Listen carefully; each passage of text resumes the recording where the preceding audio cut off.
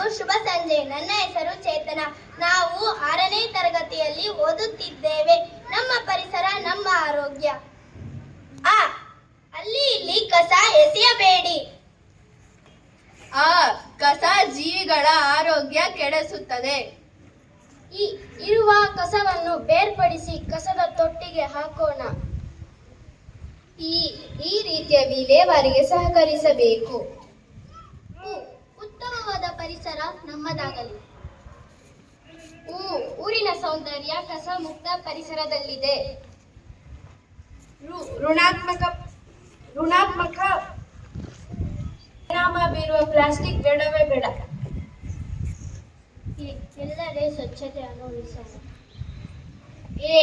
ಏರುತ್ತಿರುವ ಮಾಲಿನ್ಯ ತಡೆಯಲು ಕಸಕ್ಕೆ ಬೆಂಕಿ ಹಾಕದಿರೋಣ.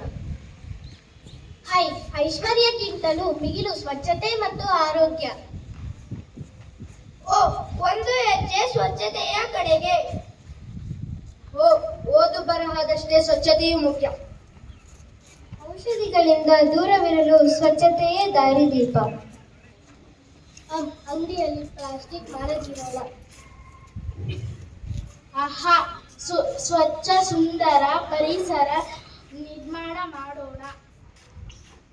ಆಸ್ಮಿಕ ಪರಿಸರದ ನಿರ್ಮಾಣ ನಮ್ಮೆಲ್ಲರ ಹೊಣೆ.